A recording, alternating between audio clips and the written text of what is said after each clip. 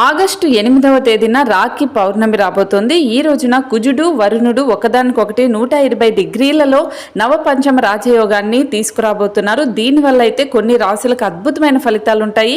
వాటిలో వృషభ రాశి వాళ్ళకైతే రాఖీ పౌర్ణమి నాడు ఏర్పడే యోగం వల్ల శుభ ఫలితాలు ఉంటాయి. ఈ సమయంలో ఏ పని చేసినా వీళ్ళకి కలిసి వస్తుంది. అనుకున్న పనులను పూర్తి చేస్తారు. వివాహం కాని వారికి వివాహ యోగం కలుగుతుంది.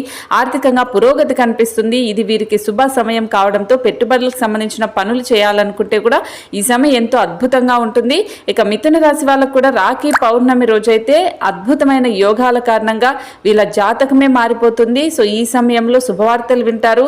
అన్ని సానుకూల మార్పులే వస్తాయి. కష్టానికి తగిన ప్రతిఫలం ఉంటుంది. మిథున రాశి వాళ్ళకు అప్పులు తీరుతాయి. అనారోగ్య సమస్యలు తొలగిపోతాయి. నూతన ఉద్యోగ అవకాశాలు కూడా వీళ్ళకి వచ్చే అవకాశం ఉంటుంది. ఇక మీన రాశి వాళ్ళకు కూడా రాఖీ పౌర్ణమి నాడు ఈ అద్భుతమైన యోగం కారణంగా కష్టానికి తగిన ప్రతిఫలం ఉంటుంది. ముఖ్యమైన నిర్ణయాలు తీసుకోవడంలో సక్సెస్ అవుతారు. ఆత్మవిశ్వాసం పెరుగుతుంది. కెరియర్లో కూడా మంచి పురోగతి లభిస్తుంది. అద్భుతమైన ఫలితాలు ఉంటాయి.